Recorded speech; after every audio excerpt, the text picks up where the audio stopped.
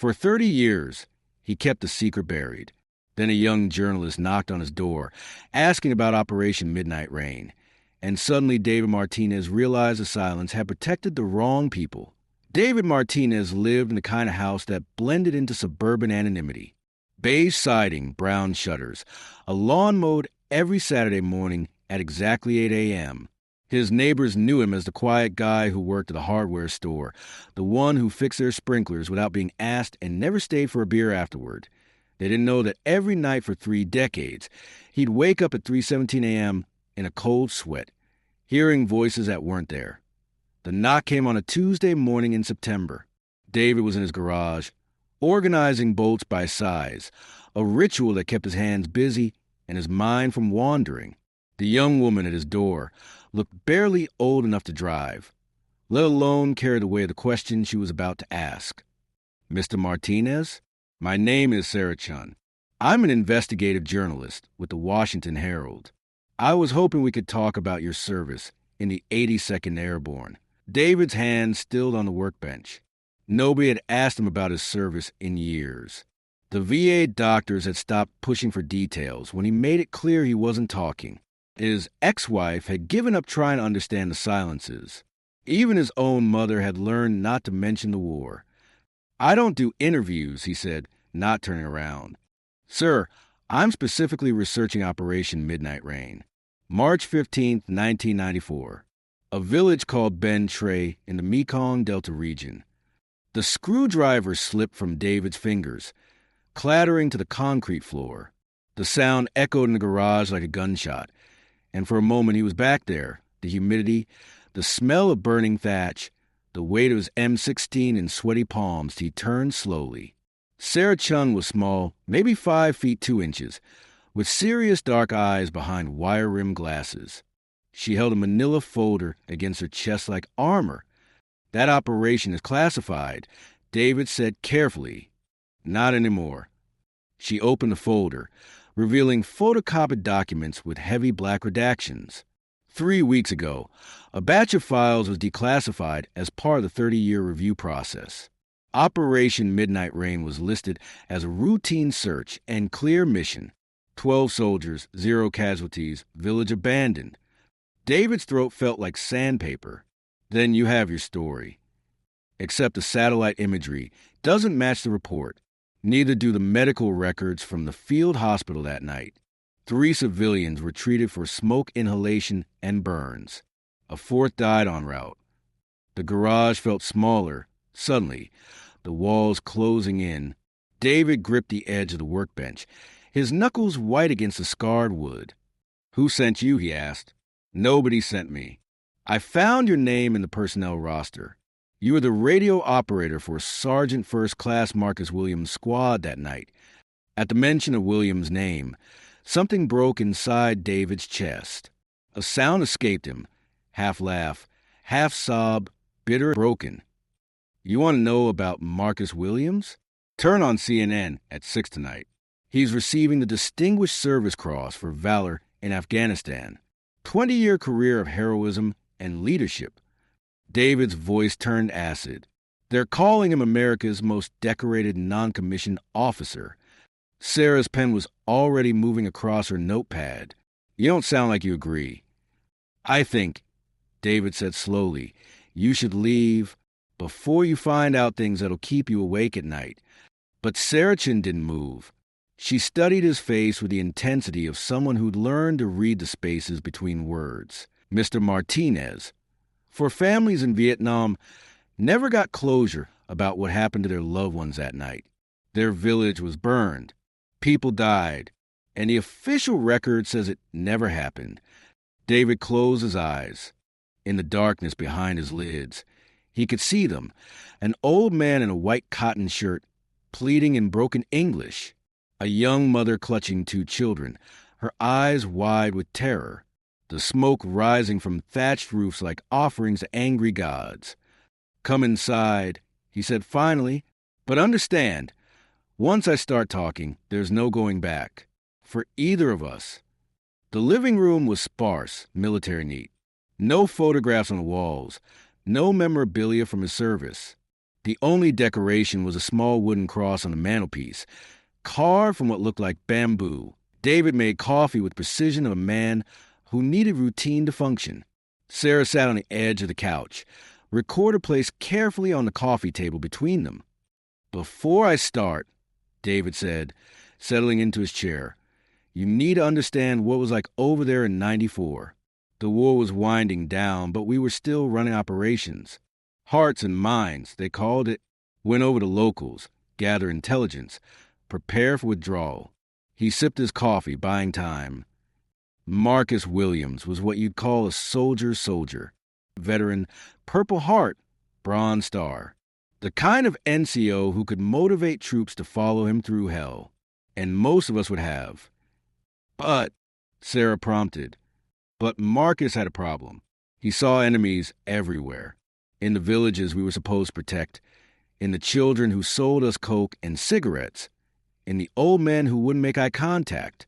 For Marcus, every Vietnamese was either VC or VC sympathizer. David stood, walking to the window. Outside, his neighbor was washing his car, whistling some tune from a radio. Normal life, continuing its normal course. Operation Midnight Rain was supposed to be routine, David continued. Intelligence suggested VC weapons cache in Ben Tre village. Our job was to search, confiscate, and withdraw. Clean and simple. What went wrong? We found the cache, buried under the village well, just like the intel said. AK-47's ammunition, some medical supplies. Marcus was pleased. Mission accomplished. David's hands began to shake. He shoved them in his pockets. That's when the old man approached us. Village elder, probably 70 years old. He started talking to our interpreter, pointing at the weapons, gesturing. I couldn't understand the words, but I understood the tone. He was explaining that the weapons weren't VC. They belonged to the village militia, local defense force authorized by the South Vietnamese government. They had papers, permits, everything legitimate. Sarah's pen stopped moving. So you found legal weapons? Marcus didn't care about legal. He'd made up his mind about that village the moment we arrived. Too quiet, he said. Too organized. Nobody was that clean unless they were hiding something. David returned to his chair, unable to stand any longer. He ordered us to burn the weapons cache. Standard procedure for VC materials. But the old man, he kept trying to show us the papers. Getting more desperate, more insistent. Marcus lost his temper. The words came harder now, like pulling teeth. He hit the old man. Rifle, but to the stomach. Knocked him down. Then he ordered Thompson and Kowalski to torch the nearest hut. Send a message, he said. Sarah's face had gone pale. And you let it happen? I was 19 years old, David said, his voice barely a whisper. Radio operator. Lowest rank in the squad. You don't question an NCO with 3 combat tours. But you saw it. I saw everything. The old man begging. The woman screaming for her children. Marcus laughing as the flames spread from hut to hut. By the time it was over, half the village was burning. David's hands were shaking again, violently this time. He pressed them between his knees. The worst part? When we called it in, Marcus reported enemy contact. So we'd been ambushed, had to defend ourselves. Claimed the VC torched their own village to deny us intelligence. And nobody questioned this. Who was going to question Marcus Williams? War hero, decorated NCO, respected by every officer in the battalion, against a bunch of scared kids who just want to go home. Sarah leaned forward. But you knew the truth. I knew the truth. We all did. But we also knew that challenging Marcus would end our careers, maybe get us court-martialed for cowardice or insubordination. So we kept quiet. For 30 years.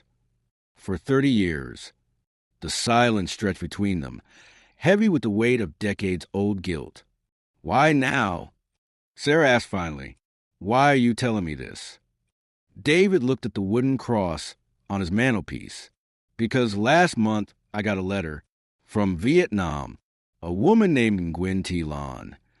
He stood, walking to a small desk in the corner.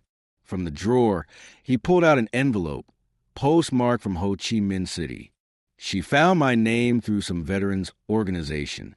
Turns out she was 8 years old in Ben Tre that night. Lost her grandfather in the fire. Spent 30 years believing American soldiers were heroes who tried to save their village from the VC. David's voice cracked. She wrote to thank me, to thank us, for trying to protect them. Sarah's hand went to her mouth. She doesn't know. None of them know. The official record says we were heroes. Says we fought valiantly to save civilians from terrorist attack. David handed her the letter. Sarah read it slowly, and when she looked up, her eyes were bright with unshed tears. This is why you're talking now. Because of her letter. Because I realized that keeping the secret wasn't protecting anyone anymore. It was just protecting Marcus Williams and his precious reputation, while families in Vietnam still don't know why their loved ones died. Sarah closed her notebook. Mr. Martinez, do you understand what you're risking? Statute of limitations may have passed for criminal charges, but this will destroy lives, careers, families. Marcus Williams is getting a medal tonight for heroism, David said, standing in front of Congress, accepting praise for a lifetime of service. While Nguyen Thi Lan still burns incense for her grandfather who died because Marcus couldn't tell the difference between enemy combatants and frightened civilians. And the other soldiers? Thompson, Kowalski, the rest of the squad. Thompson died in a car accident in 2003. Kowalski works construction in Detroit. Saw him at a reunion 5 years ago. Still drinks too much. Still has nightmares. The others scattered to the wind. David walked to the window again. The neighbor had finished washing his car and was now mowing his lawn, the normal rhythm of suburban life continuing unaware. Do you want to know the real hell of it? David asked. For 30 years, I told myself I was protecting those families by staying quiet, that knowing the truth would just cause more pain. But all I was really protecting was my own cowardice. Sarah packed a recorder away carefully. What happens now? Now you write your story. And I finally tell the truth. Marcus Williams will deny everything. Say you're a disgruntled veteran with PTSD, making up stories. Let him try. I kept copies of everything. Radio logs, after-action reports, medical records. Took them when I was discharged, just in case. Just in case what? Just in case I ever found the courage to use them. 3 weeks later, Sarah Chen's story broke on the front page of the Washington Herald. The headline read, Decorated Sergeant's Dark Secret. Witness claims war crimes covered up for decades. The response was immediate and brutal. Marcus Williams held a press conference, surrounded by former commanding officers and Pentagon officials. He called David Martinez, a troubled veteran suffering from documented PTSD, and challenged him to provide proof. David watched the press conference from his living room, Nguyen Thi Lan's letter in his lap. When the reporter started asking specific questions about Operation Midnight Rain, Williams' composure cracked slightly. That operation is classified, Williams said. I can't discuss specific details. But Sarah Chan had done her homework. She'd tracked down the declassified files, interviewed surviving villagers through interpreters, even found satellite imagery from that night, showing the progression of fires across Ben Tre. The military investigation began within 48 hours. David's phone rang constantly.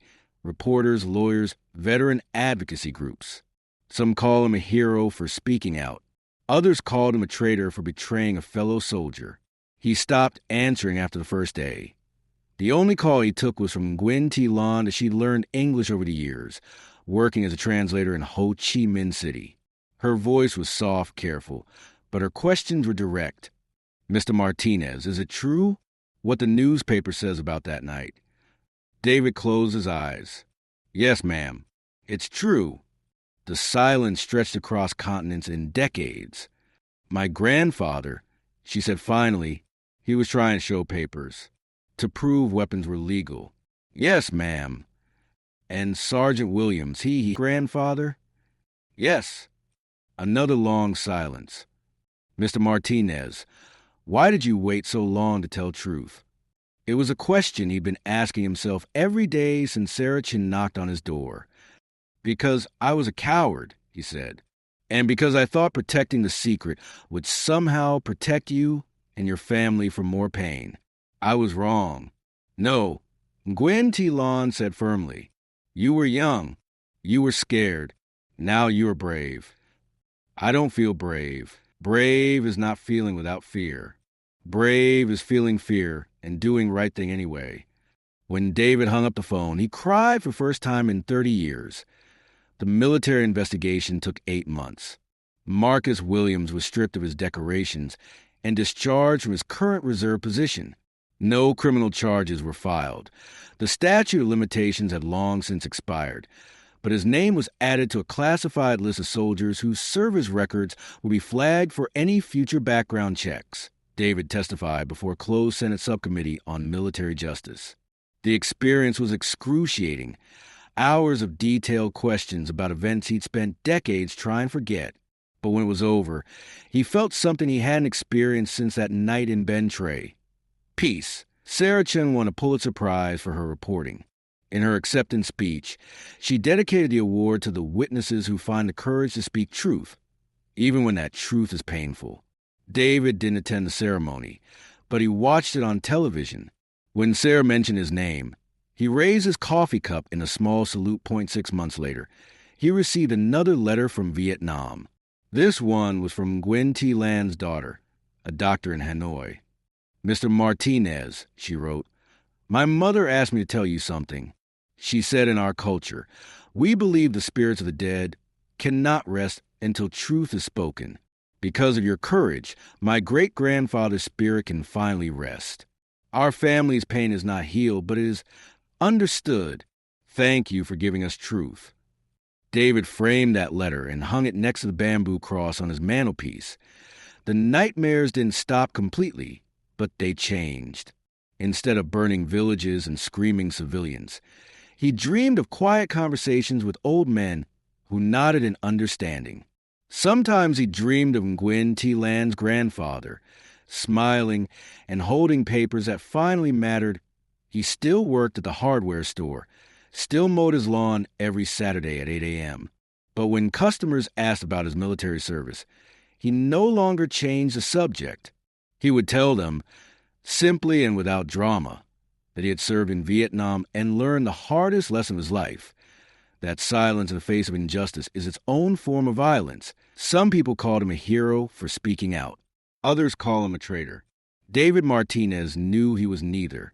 He was just a man who had carried the weight of someone else's sins for 30 years and finally found the strength to put them down. The truth, he discovered, was heavier than a lie, but somehow easy to carry on quiet evenings. He would sit on his porch and think about the butterfly effect, how one moment of courage or cowardice could ripple across decades and continents, how a young journalist knock on a door could unravel carefully constructed myths, how speaking truth could set more than one person free. The war had ended long ago, but for David Martinez, peace had only just begun.